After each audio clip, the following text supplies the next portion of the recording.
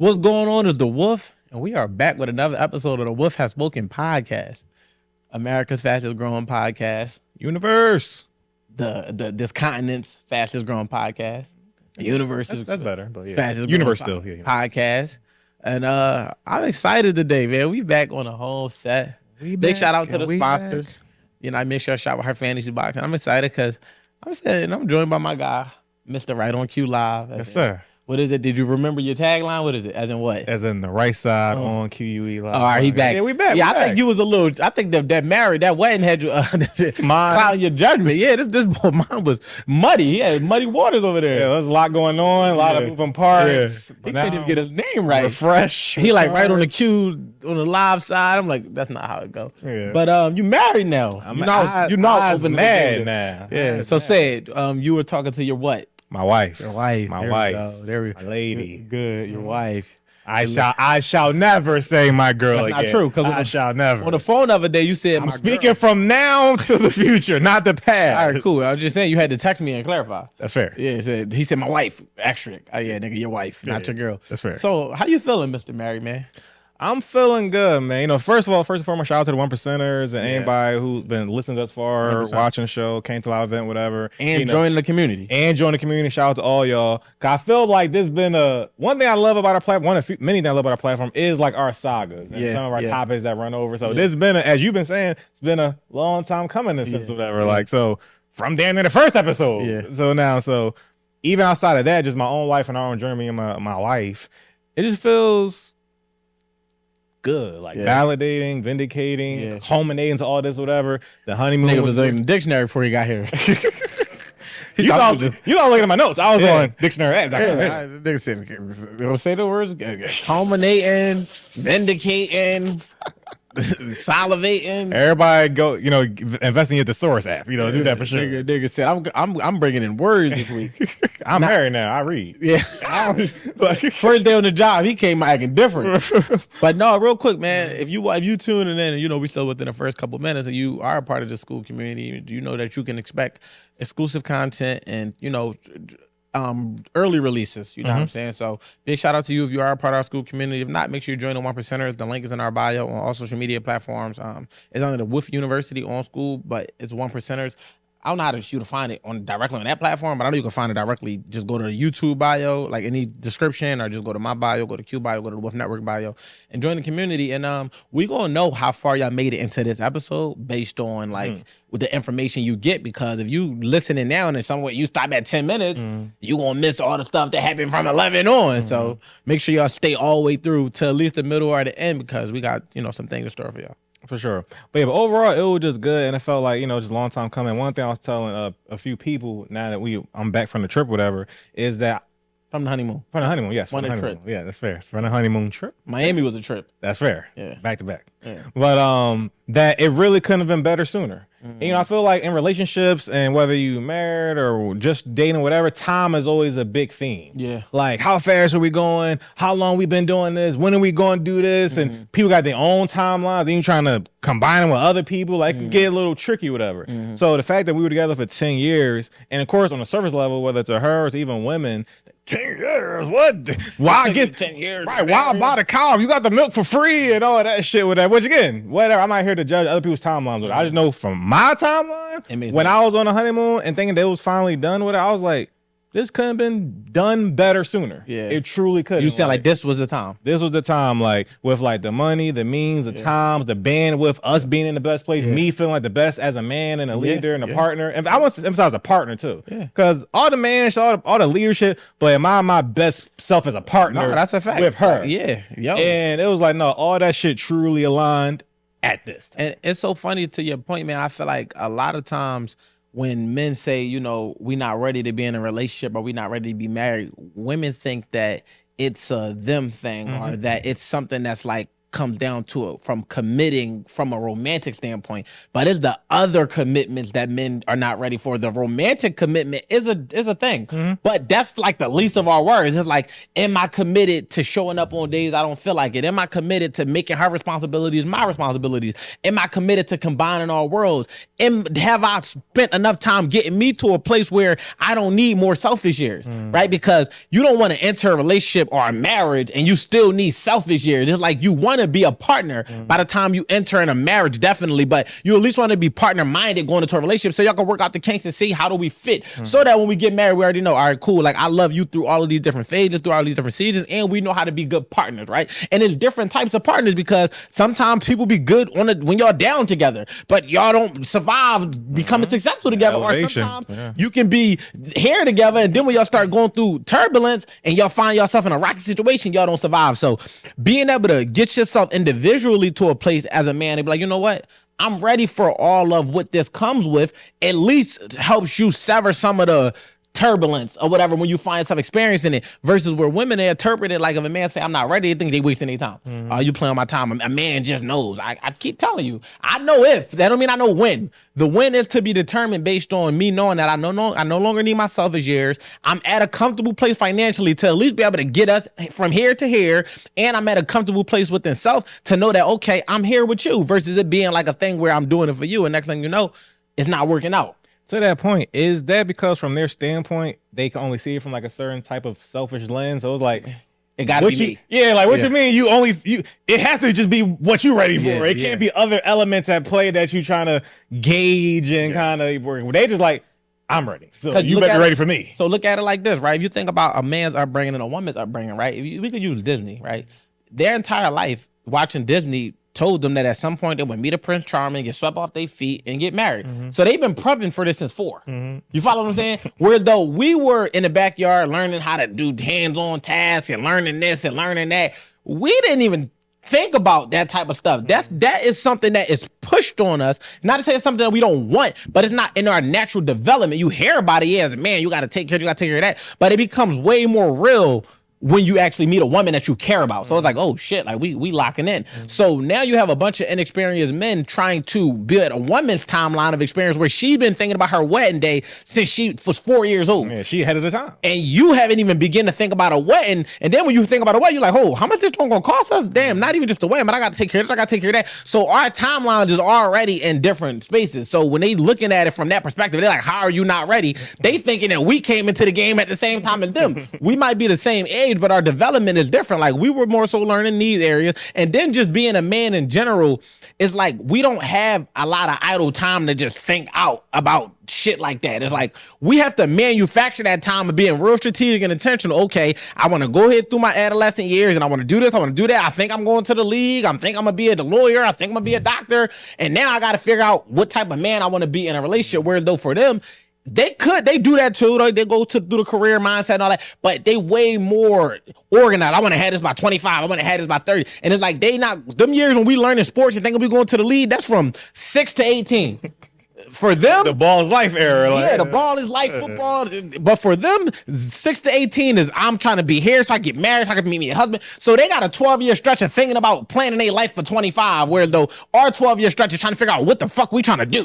What am I going to become? Who am I going to be? How am I going to do X, Y, and Z? How can I accomplish it? Then we want to add that family aspect, because until we align with our purpose, we ain't even going to know how to identify what woman can help serve that purpose, right? But for them, it comes off in a selfish way because they're thinking, because most of them view men from a ideal standpoint versus an actual who this person is. So it's like when they think of the perfect picture, they just need a man in the picture. Whereas when we think of the perfect picture, we know that it has to be the perfect person to help us, be able to create that picture, whatever the case may be. So when they look at it, they mutually like, all right, you're a man, you're of this age, you should be here, I'm ready to do this. If you're not doing that, you're wasting my time.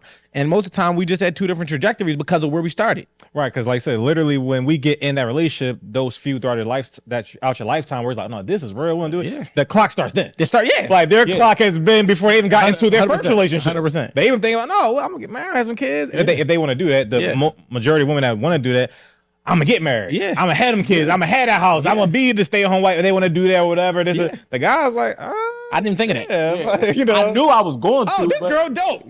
Now I'm thinking about it. Like, bro, I never thought about marriage till I was like 24, 26 or 27. Like I told you, a girl asked me a question. That was the first time ever even crossed my mind. Like I've been in a relationship. Of course, in a relationship, you think about, all right, what do we get married? But it wasn't to this magnitude. I didn't think about the shit I had to do within self to be actually a fucking husband. I was just thinking like, all right, this is what you're supposed to do. You get a girlfriend after a while, you propose, you get married. This question made me really self-assess. Like, what the fuck? Like, what do I even want this marriage to even look like? And it changed the whole landscape of things. But it's funny that you said that, right? Because one thing that I've said often, right? And I even started writing a book about it, but I just never finished it. I said, most men think that once they get the woman that I got her, where though most women don't count until they give in. So like the clock for us is like, I've been chasing you since the 6th grade. I didn't get you till we was 23 years old. Like all that pursuing shit is out the window. Like I got you, I hooked you. Where though for them, they don't give a fuck about them first 12 years. They're like, I gave in at 23. So now I want you to pursue me further from here. But it's like our timelines and our clocks just look different because we just spend all this time chasing, or not even chasing, but pursuing. So when we get you, most men get comfortable, they put their feet up. Whereas though for women, she running. Now she stops. She's like, all right, I finally let you catch me.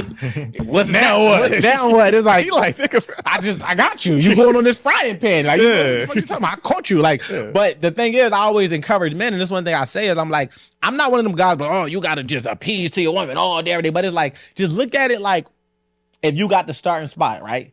It's like, that don't mean that it's never going to not be somebody coming for your position. Like, it's always going to be that person that want that point guard spot or want to be the quarterback. And you just kind of got to keep performing to make it known why you the quarterback. You ain't got to do it in a way where you going out your way to impress a person, but it's like, you just got to be consistent. Just knowing, like, I got here and I got you for a reason. I'm going to continue to show you why I got you and why you stop running and allow me to, you know, and enter my life or whatever case may be. But a lot of men feel like, you know, we all have been in that point where it's like, all right, I got you. I'm going to just put my feet up. But it's like, no, just don't put your feet up. Don't get comfortable. Just be okay with showing why you are who you are and why she chose you, essentially. The other day I was talking to my wife and she was talking about how she get my close up.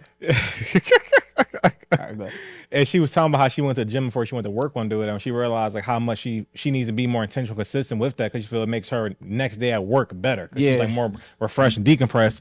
And I was thinking about, like, I feel the gym can always be used as a good metaphor for many situations. It's like you may think, it's life. Oh, right. Well, you may think about in that case where it's like, for the most part, you go to the gym never and thinking about you about to get into a fight one day type shit, whatever. You nobody.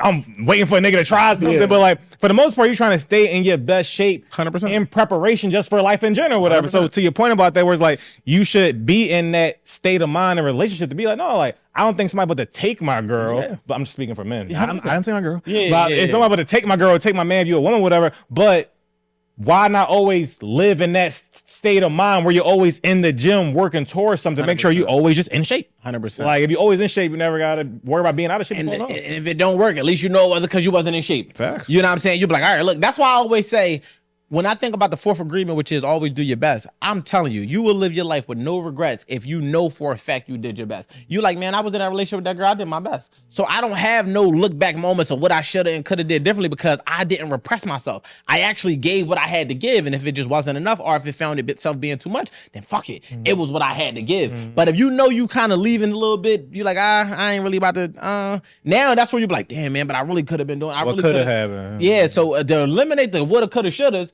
just do your best. Like you never would. Like I always use this metaphor, and I'd be like, if you think about it, right? Say, you know, we Eagles fans, right? Imagine, you know what I'm saying? I don't want to use our team, use another team. The Cowboys, fuck that.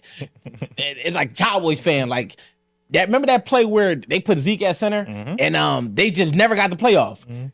They would have been more happy if they threw a Hail Mary and they got deflected than to see him be at center and not even get the playoff.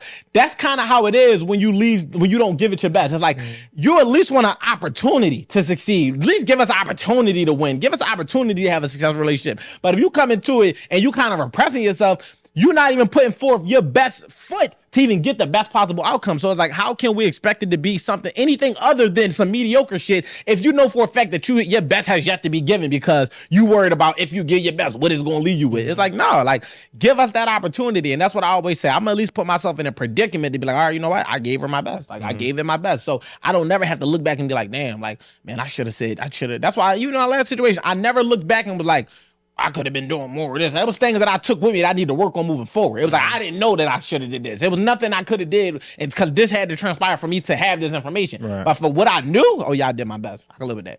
Another thing that crossed my mind recently, I believe actually Ricky said this, where he asked me, like, yeah, so how do you feel about, being married and, on the bachelor party? Shout out to y'all again with the bachelor party, great trip. Shout out to the fellas for that. So that's how we was filming at the bachelor party. Right. But now we actually passed the bachelor party. For sure, yeah.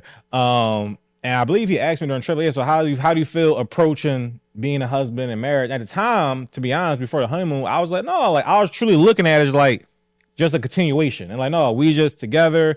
I'm checking, like my brain was like, we checking off this big ass box. Like it's done. Like I did it. I told you I was going to do it. But then it wasn't until we was on the honeymoon, maybe because there was just a lot going on, a lot of mental tension. Once we were on the honeymoon, it finally hit me like, no, like this is like a new frontier. And I never been the guy that was like chasing marriage. It meant so much to me and shit like that. Whatever. I don't know. I just feel I want a woman to get married. We won't get married because I'm committed to you and I love you, whatever. But once we was there, settled in and having a good time, I was like, you know what? Nah, this is it. I feel a new spirit. We met a lot of, one of my favorite things to do on vacation is kind of just meet people and just talk and vibe and never talk to you ever again. Like, no, this moment's all that exists between us type of shit. And everybody we met were just married couples. Yeah. And 20 years, 30 years, one couple was 65 years together. And everybody had like just dope insight, not just lessons, do this. No, who are y'all? Y'all knew the West? Well, that's dope. Like we were just sharing information. It was just dope energy. And everybody just giving me, I feel like everything was like a divine type thing. Cause everybody was giving out the most insightful, cool, refreshing shit. And everything just sitting around, it's just life. You're just going to be together, figure that shit out. Yeah. Do your best, essentially, and y'all be all right for as long as the love is there, as long as you're trying your best, you're going to figure out. And I felt like all that kind of centered where I processed it. No, this is a new beginning, a new elevation in our relationship, and let's embrace it in that regard. Yeah, for sure. That did hit me in a part. So shout out to Ricky for that question. I feel it landed, a few days later. Yeah, I mean, Ricky had a few interesting moments of questions on that. For sure, absolutely. But we unpack that another day. No bullshit. Another thing I was thinking though, this is a slight pivot, but I'm like, man, when I think about people like in preparation, right? And I'm gonna just say this directly, even to the ladies, it's like I feel like women do an amazing job, you know what I mean, at everything they put their mind to, you know what I mean, everything they put their mind to. Like and this ain't me just saying, I'm not pandering when I say that. I'm like, they organize. Yeah, nah, never. But I'm a manimist. But I'm not. But even within that, it's like truth. That's the truth of the matter. But it's like I look at it like a lot of women will say they want something, but their day-to-day activities don't mimic the thing that they say they want. And it's like, I feel like you really have to, when I say this, I'm become a broken record when I say you got to prep for the things you want, but I can just imagine spending your whole life, right? Because they'll say they want to be married, right? But it's like, if you want to be married, right? And this could go for men and women, but the reason I'm saying it for women in particular, because that's more of a conversation that women start. Like, we want to be married, but we don't walk around like with that on our sleeve, right? Whereas though for them, it's a thing. So it's like, you want to be married, and you spend your whole life going after the things that I feel like I ain't gonna say won't get you close. I ain't gonna say take you away from marriage, but I'm not gonna say that it's intentional about getting you closer to marriage, right? So like, imagine them training their whole life to go to the NFL, but I think they're gonna get drafted to the NBA. So it's like, what you train for is what you're gonna become. So if you are essentially, you're a career-driven woman, cool, dope. Big entrepreneur, successful woman, cool, dope. Whatever those things are, you spent your whole life going to school, getting certified, getting degrees, or just experience, taking mentorship classes to become successful in that regard. But you never took the time to get around married women, married couples, learn from the good women of your circle, or the good women that's in your atmosphere, or your community, or even just going in these relationships from the perspective of how you want to be in that relationship as far as then when it becomes a marriage. But, you worked on the finances, you worked on the credit, you worked on all these things. That's beautiful. That's amazing. But that's like more like, that's not preparing for marriage. That's more so preparing for independence. Like, having your shit together is great. But if you don't have nobody to get together with, it's like, then what is having your shit together at that point? If your goal is marriage. If your goal is to just have your shit together, then you did what you're supposed to do. You went to the NFL. But if you're saying, yeah, I'm going to the NBA, but every time we look up, you're playing football, it's like, it don't really align. Whereas though, in reverse, where I could say, like, if a man's prepping himself for marriage and we're saying we need a better job, we understand it because provision is a part of our roles and responsibilities. I'm hitting the gym. Now, both people should hit the gym, but we understand that protection is a part of our roles and responsibility. So it's like, we are actually, where I feel like men need to improve is with their emotional awareness, with their emotional intelligence, with their emotional maturity, and within our ability to have patience and grace, right? Men need to prepare in that way. But as far as in the day-to-day shit that a man do, naturally it aligns him to be a husband. He just has to become a better person to be a better husband. Whereas I feel like the thing that they say they want, don't match the things they do on a day-to-day basis. And it's like, you're going to, I always say, the more independent you are as a woman, the more dependent you're going to attract as a man. And they always be like, what you mean by that? It's inevitable, because if you are coming into a situation and you kind of have a man can't occupy a space that's already covered.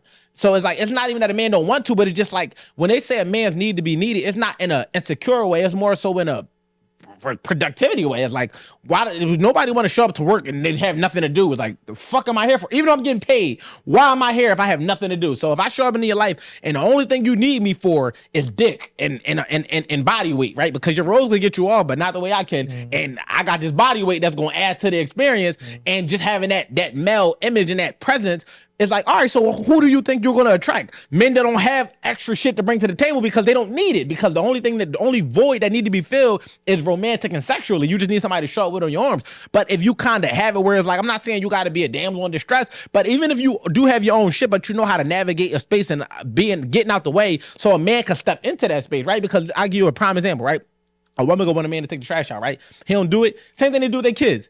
The kid don't make the bed. I don't got time for this. I'm gonna just make the bed. So it's like, you just stripped your kid of an opportunity to do what they're supposed to do because you thought that eventually they would just stop you from making the bed. Like, eventually, I'm like, Mom don't want to make the bed. Let me make. No, you're just gonna continue to let you make the bed because you're making the bed. If you want the trash taken out of the bed made, the goal is to leave it undone and continuously to remind the motherfucker. Even if, like, but I've been reminding them for weeks. So what? That's where the patience and grace come in at. Look, don't forget to take the trash out. Yo, don't forget to take the trash. And then eventually it's like, all right, let me take the trash out because I don't want to hear him out. Let me make this bed because I don't want to hear him out. Now you essentially created a space where a man can step in and fill that role. So how this converts to paying the bills and handling responsibilities is, if a man ain't moving on your time and you step into it, he's not going to do it. But if he's not moving on your time and you allow and you give it patience, like, all right, let me just let it play out. And I'm not talking about at the expense of y'all getting evicted or nothing like that, phone and electrics getting cut off. I'm just talking about in the sense of, you want it done on your time. This is how you create that space for a man to step in and be that. But if not, you're going to be successful. You're going to have a lot of money and you're going to attract a man that's going to rely on you because you're going to have a dominant presence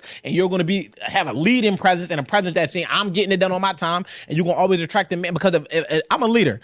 I'm not about to fight back and forth with you about who like leading. I'm not doing that. It's like, we not compatible. And it's like, the man that'll step into that role is the man that was okay with his mom taking care of him, okay with his grandma taking care of him, okay with being taken care of. A man that wants to take care of you is not going to go back and forth with you about how this is about to get done. And I guess also ultimately under resenting that, even that's what they end up attracting. They going super resent it. Niggas don't want to pay bills. Men don't want to help out. It's like, no, you literally thought that you was going to get here and then attract a man that it don't really work like that. It's like, if you are the quarterback, you're not going to attract the quarterback. It's just not going to happen. If you're a head coach, you're not going to attract the head coach. The position is filled. You're going to attract an assistant coach. You're going to attract either a backup quarterback, which is not going to happen, or you're going to attract a fucking wide receiver who's going to keep receiving all the shit you throwing out, and he ain't throwing shit back. And you pause. He not giving. It's not no reciprocity because that's not his position. But if you want a man to actually be a quarterback in your life, then you got to learn how to be a receiver. You got to learn how to be a running back. You got to learn how to play. You got to learn how to play other positions to help the quarterback so your life could become easier, because we all know the quarterback got the most important role, but every other role is just as important for the quarterback to thrive and succeed. But if you want the accolades of being a quarterback, you're going to attract everything but a quarterback. And don't complain. Don't resent the person that you attracted by way of how you carry the situation. And I guess also to piggyback off that, we also had a conversation one time where you saying that with these women that's like that, possibly that go through this, climb the corporate ladder or are just super great entrepreneurs, whatever, oftentimes they also come out of that jaded, they're unleadable. Yeah. So in the midst of all that, then if they, let's say they did want to shift, they can't do it. Then, and when I say unleadable, don't mean they don't want to be led. It's like, I made a clip. We had a conversation a few episodes ago, and we were talking about, I was saying men need to date inside their lead, right? A lot of men was like, no, it don't matter how much money I make, I can get any girl in the world. And it's like, bro, you still missed the entire point. What I'm saying is, if this girl made $1 million, right, and you haven't made $1 million, right? If she need financial advice, she is not coming to you for it. She's going to go to one of her millionaire counterparts, which is understandable. Right. That don't mean you're not intelligent. That don't mean you're not smart. It just would not make logical sense for this woman to have a doctor's degree and to ask you, if you didn't finish high school, on how to accomplish something. It almost be insulting. So naturally, she's going to align with the things that is, of course, to where she accomplished. The reason I say they become unleadable is not saying that what they did is wrong. They're just saying that most of them climb so far up the ladder that the men didn't get to that point. And it don't mean that it's not a man up there, but the number just dropped drastically. And that's why they find themselves successful and single. I'm not saying that as a slight. I'm saying that as a fact, as a reality. It's like, if you know that you grossing, your business grosses $2 million, you walking away with high six figures in profit, that you understand this language. It's certain things that this man, he might earn a good salary, a good wage, but because he's not in that light or in that atmosphere, in that realm, you don't defer to him for certain things that he would want to be deferred to feel and understand to be in a role of being that type of man. It's like, that's how they end up, disconnecting. And it's like, men feel like, all right, cool, I can't, that's why I say you out of your league, because her problems are too big for you. And it's not that she wants them to be too big for you. She just her life. So I'm not saying women don't become successful, don't climb the ladder, but just understand the farther you climb, the more likely if you got a man and y'all climb together, that's different. But I'm talking about if you kind of already here and it's like, all right, now I got to find, because they want a man that's above them or at least eye level, which is really no such thing. It's really just above or below. And it's like, if you met a man and he's not on that level, the man, you will feel out of place. Whether she could try her fucking hardest to be like, this is my man and I got him. And I'm not saying that this shit, because some situations exist like this, but it's always gonna be that slight disconnect because you can't lead her because you didn't go farther than her. How can you tell somebody how to get somewhere you never been? And that's what I mean when I say they become unleadable. That's all right. So to land it, because I know I just kind of went all over the place, but to land it, when I say they become unleadable, it's not to say that they're being rebellious or they're rebutting, or it's none of that. It's the fact that, nigga, they already went to the end of the board. You haven't even been to the end of the board, so you can't even lead her because she got to come back to get you.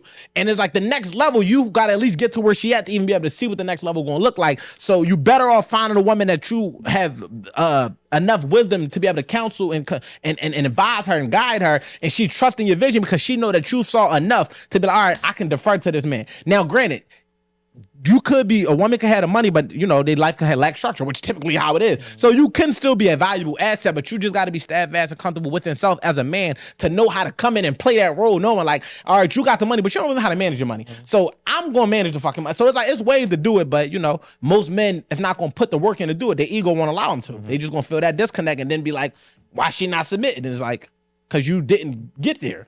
And to similar to that topic, another thing I feel that maybe you can add some insight to is the idea of like, whether there's a woman that's unleadable or not, the idea of how to support a man. I feel that's like a disconnect in relationships in general, because it's like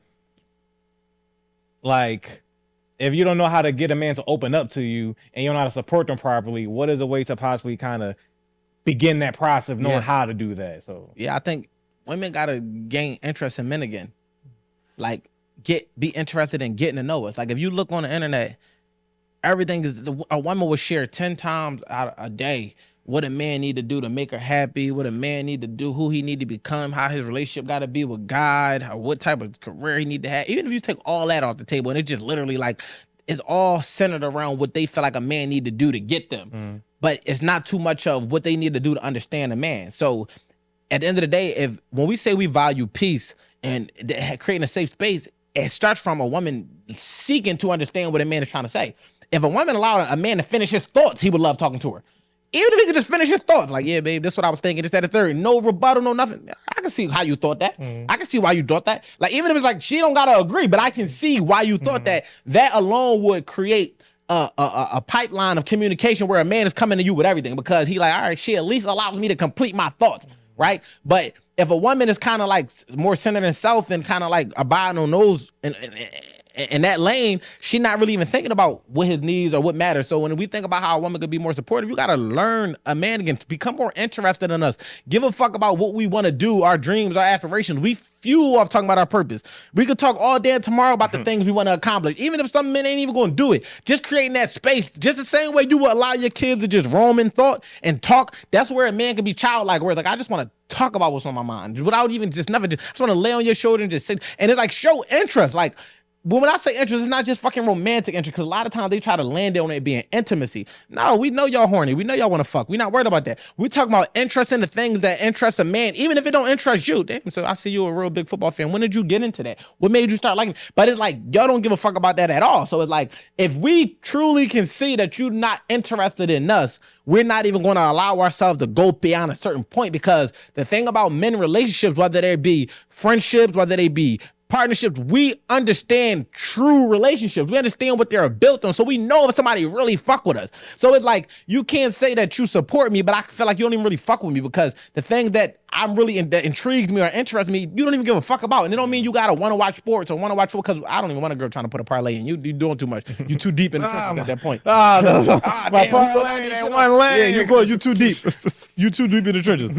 But just the fact of the matter is, just having that slight understanding for what makes a man happy, what makes a man upset, just giving a fuck, just caring, going back to the whole caring conversation, that alone would make a man feel more supportive, because it's like, I know for a fact that she got my back because she listens when I talk. She adds valuable insight, not just a rebuttal. She actually is inspiring me to want to be better by her words versus trying to criticize me for the lack thereof. And it's like, just those little slight pivots, you know what I mean? Not making everything about you. That alone would probably increase the happiness by 70-80%. Yeah, a few things about that. One, I feel those opportunities are real easy ways also to make your partner better as well. 100%. Whether they're just, talking or just having a conversation, those moments those times where you be like, hey, but like, have you ever thought of it this way? Or like, hey, I know you've been saying this for a while. When you going to kind of do this? Like, maybe you kind of do this way. I actually heard about this the other day or whatever. Like, maybe, because let's say even some jobs, but my job, this and that, I've been trying to do this. They're like, oh, well, did you ever think about promotion? You ever think about doing this pitch this way? So those things are just organic conversation that also could then make your person better, because everybody has those blind spots, especially if it's in your own path. 100%. So if you just say, yo, if I'm truly intentionally listening, those things, people can really, that could change the course of a whole life. Listen, real quick, ladies, like, silence does not help the relationship. Like, as men, we don't want y'all to spare us. We want to be developed. We want to develop. And in order to be able to develop, we have to know our blind spots. And if you know our blind spots, how you present them to us can be extremely pivotal and vital to our growth and development, as well as in the growth and development of a relationship. But if you thinking that, I'm gonna be non-confrontation, conflict is not a bad thing in a relationship. Arguments are. Just because y'all have opposing sides and opposing perspectives and y'all don't agree on everything, don't mean y'all arguing. That's just a different perspective. That don't mean it's not conducive towards the growth and the development of a relationship. But if you are not speaking up because you think that you are helping, are you preserving, are you sparing, men don't operate like that. The reason we have good connections with our friends is because we want our friends to tell us about ourselves. Let me know when I'm on bullshit so that I won't be on bullshit. But if you think that you're doing yourself or the relationship a service by allowing y'all to be on bullshit, this is how you build up the resentment and the animosity, and this is how things start to spiral out of control once you do say something, because now you feel like you gave out so much grace, but the grace was never received because the motherfucker didn't even know they was being extended grace. So how could you condemn a motherfucker that didn't even know that they was under investigation? It's like, the man didn't even know that he was on trial for anything. He didn't even understand what the fuck was going on. He thinking shit cool, and whole time you putting together a whole situation. Now you presenting, because on May 4th you did this, on May 11th, on June 6th, on July 8th. It's like all of these different things when you could really just say it from the beginning, like, yo, we need the X, Y, and Z. And I'm not talking about from just a nagging perspective. Someone be like, oh no, but not do that. He shut the conversation. No, that's because you probably didn't think about, is this even worth talking about? And how you deliver. Most of the shit be some shit that you overthought yourself into, and now you want a man to give you a solution or a conclusion to some shit that you made up in your head. That's not the same as it being a real thing that needs to be addressed, because most of the time it's some real shit. They would avoid the conversation themselves and just not say nothing until they fed up. And it's like, I'm fed up now and I didn't let it happen for 6 months. What the fuck, you ain't saying nothing 6 months ago so I could have fixed this shit? Why? Because men, we get better with that. We like accountability. We want to be held accountable. Some of y'all say, man, don't take accountability. That's not true. Men want to be held accountable. We need it. We thrive off of it. You know what I'm saying? Just fact of the matter. So you'll do yourself better not being silent. Don't be silent. If it's something that a man could be doing better, the way you present it could work. Like you said something like, when are you going to, you don't got to even say when. You could just say, do that still interest you? Hey, I know you were talking about starting that business. You still interested in that? You don't got to say, when you going to start that business you were talking about? When you going to try to activate that promotion? You've been saying that for 6 months. You could just say, yo, dude, are you still interested in getting a promotion? Because when you ask an open-ended question, you allow for a person to think, am I still interested? Why haven't I did it? What am I waiting for? And if they're like, yeah, I'm still interested, like, did you put a timeline on it? That's the same way as saying when. But instead of saying, when you gonna do this, you can say, yeah, did you come up with a timeline? Because now a man's like, damn, did I come up with a timeline? You always want to ask a question that force somebody to think. You never want to ask a leading question that make them think that you already judging them before they even give you a response. Why you ain't been starting the business? Now I feel judged. So it's like, now I feel pressure, and it's not good pressure. But if you say, yo, did you come up with a timeline? That's a good sense of pressure. Like, damn, you know what? I need to get a little bit more intentional. I need to come up with a timeline. So the way you present it can make all the difference, but just being silent is not going to help your relationship. Communicate, say something, speak the fuck up. Absolutely. And I'll give my wife credit in that regard, where she always gives me conducive pushback on things. Yeah. Whatever. Like, it's funny, I told you a situation about me and my mom. We had a little disagreement about something recently. I won't say what it was. I may bring it up later. Right. But I always understood the value that my wife always valued the relationship with me and my mom. Yeah. You know, because me and my mom, you know, we have strong personalities. We can butt heads, whatever. And it would just be kind of weird. And my wife was like, I mean, fuck your mom, though, for real. I mean, like this and that. Who cares? Like, it's like, I mean, I like that you on my side, but I mean, I don't. You saying the 10, 20 toes down. Damn. Yeah. Like you in a point of no return. But the fact she always said, yo, like, you know, your mom, it's your mom. Like, yo, just kind of do, like, you know, squads, like, and even though in real time, sometimes I'm like, I don't want to hear that shit right now because I'm right. I don't want to hear no motivation today. Yeah, but the value of that constructive, I'm let you breathe for a while. I'm let it breathe, you know, I let it, you know, but you should probably fix that or look at it from this way. Maybe this a compromise. I may overlook it right now, whatever. So I've always valued that where, you know, she know how my personality and she knows, like, she always revealing my blind spots. Cause like, yo, I know how you, right here though, this is a possible option that it also could work as well. You might overlook this component. For sure. I could be a little tunnel vision. And that's necessary, man. Like, if you interviewed 1,000 wives, right, and you interviewed 1,000 husbands, right, you know what I mean? You interview 1,000 husbands, and you ask them, like, yo, you know, like, what did it? You know, and I actually asked a lot of husbands this question. They wives be an asset to their life, not a fucking liability. Like, an asset. And a liability and an asset don't mean that bringing in revenue versus taking out revenue. It's bringing in more than what you're taking, which makes what they're giving to you seem like a fucking no-brainer. So it's like, why wouldn't I marry this girl? She literally got my life together. It wasn't that I wasn't already complete as a person. It wasn't that I didn't already have my shit together, but she added these pillars and places that I could have been cool without them, but having them definitely made my life extremely easier. And it's like learning how to become an asset. See, because a male's existence in a woman's life is an asset. I say the money part is like, you for sure. Like we men, we naturally gonna want to have money because we naturally want to. It's still attached to our status and our ability to be able to provide. But the fact of the matter is, if money didn't exist, just a woman being with a man his presence is an asset. His way of thinking is an asset. His ability to come to solutions and remain logical and calm through chaos is an asset. If 10 other men were walking down the street and they seen her with this one man, 10 individual men were just already in their brain, like, I'm not gonna say nothing to this woman. She's with a man. So this man can block off all as an asset, right? And it's like the same could be true for a woman that wants to be an asset.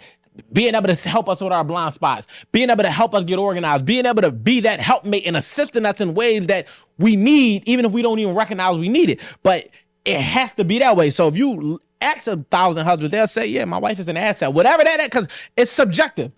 Every man needs something different. And this is why, like, people think like, oh yeah, once you get married, you must know something. No, they know something that works for them. And that's beautiful. That whatever worked for that woman, whatever worked for that man. This is why we talk in generals of assets. I'm not going to say, because what makes your wife an asset to you don't mean that my wife is going to be the same asset to me. It's like, but the word asset is what we all can agree on. She's an asset. She adds something, even though she might take care, she adds so much that it make it so easy to be like, I'm choosing you every fucking day. And if you become an asset, what does that look like, ladies? Learning the man. Don't think that because you was an asset to this man that the same things is going to be needed and necessary over here. No, you got to figure out what each individual man needs to be able to advance himself to have you in his presence to make that an accelerant, to make that a thing. Because we understand that all women want to be protected and provided, and they want to, but the levels of intimacy look different. The level of romance look different. The level of provision look different. And we got to learn and study that when we walk into a situation. So what we need from y'all to do is learn and study us from a standpoint of how can I be an asset to okay, this man is into this. And this is how you can even assess if you even going to be a good fit for a guy. You too busy worried about how fucking handsome we is and how cute we is. And I get it because, you know, that's a y'all, they say we get into that. They say we visual, but they were way more visual than us. But we can unpack that like an actual topic. But the fact of the matter is, if you actually look at what a man does and if it actually makes sense for you to be a part of that, you'll be able to wean out if a man even makes sense for your life as well. The same way we're going to look at you and be like, yeah, she's not really a good fit for what I'm trying to build. You could be like, yeah, I'm not really a good fit for what he's trying to build. And then you could really walk into every situation being an asset. For sure. And before we land the plane a little bit, I'm not going to mention the app because I know you're about branding, you know, and sponsorship, so I ain't going to mention the app. But all right, did I tell you about the relationship app? I don't think so. The one, yeah, you told me. All right, cool. Cool. So I'll bring it up here. Question shit. Yeah. And I wanted to bring it up because I think it's to your point of just about learning your man and being intentional. One thing I feel like in this current season I'm in where I've kind of had my realization to just be a better partner or whatever. To me, the app kind of crystallized. It kind of crystallizes the idea of like, because the app, you know, the point is what the app made me think about and reflect on is the idea of like when you really tapped in with your partner and just how important it is to just be intentional about how y'all feel at that time, how y'all felt about past chapters and seasons, or whatever, and also just how they felt even certain moments and like different milestones, just situations, whatever, and just how things in general. Because we talk about, I mean, people, our society, our culture, whatever, we talk about things like love language and passing, but really, when you unpack those things in real time, like on micro levels, like micro examples, that's when you really think about like, oh yeah, so like, what would it be like if you have an overwhelmed day? What would you prefer when you come in the house to be like shit like that? Those type of intentional specified questions. It made me think. And then the way the app is cool because they say, how do you feel about these 5 questions, whatever. They don't say, well, how will she feel about these 5 questions? And then you see the answers, like, shit, I kind of was off. And then it makes you be more intentional about like, okay, knowing the person and just being like, how can I be now more have more anticipation and be more proactive and preventive about certain things versus like, I just keep missing the mark every single time. Of course, these things are small. It ain't like betrayal, but if you be in sync truly, then you just really operate on a super optimized level, whatever. You can't hit a target you can't see, so you're gonna miss the mark every time. Right. You know what I'm saying? So so that it just made me. I think regardless of this, whatever you're doing, I feel it just made me understand and realize that those type of intentional efforts, 100%, are important. Because, you know, everybody's like, no, do a date night every 4 or 7, whatever the fuck people be saying, whatever. But whatever it is, when you truly intentional, you know, everybody say, no, you should journal every day. You should, but like, no, even with your relationship, it should be like truly intentional efforts and acts to get the and fucking events, whatever it is. If you truly in sync and truly act for each other, then like it'd be much harder to, you know, fail, I suppose, whatever. Yeah, no, for sure. Recently, though. No, and I agree. I feel like I tried the whole we're gonna have a monthly meeting, we're gonna journal, and it's like that's not good. That don't work for everybody. It gotta be organic.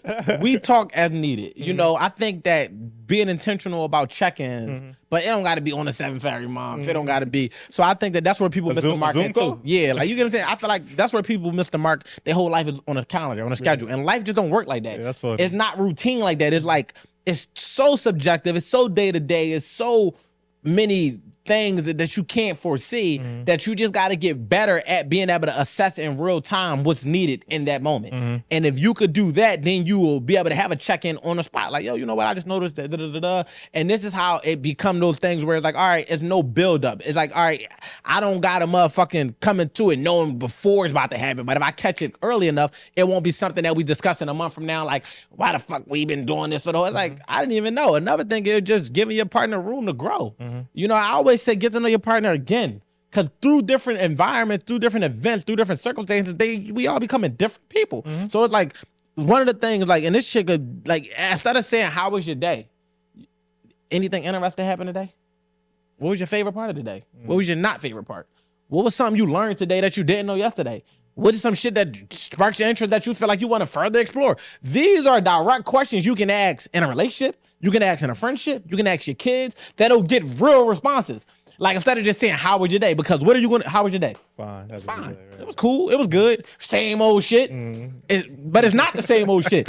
Anything interesting happened today? I asked a girl that just recently. That threw her off. She was like, I'm like, she like, I mean, I guess I gotta think about it. I gotta think about it. I'm not used to somebody asking me some shit like that. So it's like, interesting. Did you learn anything new? What was your favorite part of the day? What was your least favorite part? Those line of questions allow for you to be able to get real answers and real responses, not auto responses. So, you know, that's just a communication tip. You know what I mean? And I think that it can make every conversation better. That boy good. Yeah, man. So I guess that's where we landed. You never asked me about my day today. You talked about your fucking honeymoon. We just went right Did anything interesting happen today? I made my flight. Super interesting. But yeah, nigga, fuck you talking about. But if you made it here to this part of the episode, man, big shout out to you. You know, make sure you join our school community, man. We are growing on 1%ers. Big shout out to the guy. Absolutely. No, we sent his name. The one that subscribed for a year. Fuck that. We sent his name. It was something Ross. Yeah, I got you, King. Hold on. Yeah, I texted me from 8 different phones. I know. I'm sorry. I got 4 numbers. Hold on, keep talking. No, Landed. let it breathe. We cool. Right, cool. Isn't I know where I sent it, dog. I got it. Here, leave it to me. They gotta save this phones. No, it's right here, bro. Shout out to Devin Ross, the 1%er who subscribed for a year. I can say now. Devin Ross subscribed. My guy, Devin Ross. So big shout out to Devin Ross becoming a 1%er, not just big 1%er. Doing a month to month. My boy's paid for the year. So he's going to be getting better over the next year at minimum. So big shout out to you, Devin Ross. Want to make sure we highlight the people that's stepping up and stepping in to get better. Big shout out to all the people that have been DMing us about being 1%ers and quoting. And, you know what I mean? Quoting you, quoting me. That's been super dope. And yeah, so y'all already know, man. As y'all let people know, we continue to grow. Wait, I want to say also another special shout out. Shout out to my man. I forgot your name as well, but he did that the special DM where he said, y'all made me the whole last year I've done this. He want to send his merch, that guy? We could just we'll pull it up for the next episode. Right. No, I'm sorry. Oh, that's what, yeah. But shout out to him. Yeah, but episode with him. I'm with that. But yeah, but like that's what I want to say as well. Like whether it's the comments, DM, YouTube comments, my DM, his DM, like we super appreciate it every single time. Every time. Shout out to all y'all. Yeah, so as y'all let people know we grow, you know what I mean? We want y'all to get 1% better every single day in every single way. And then we actually created a community for y'all to do so. So make sure y'all join us. Big shout out to our sponsors, Her Fantasy Box. Make sure y'all go shop with them. And yeah, man.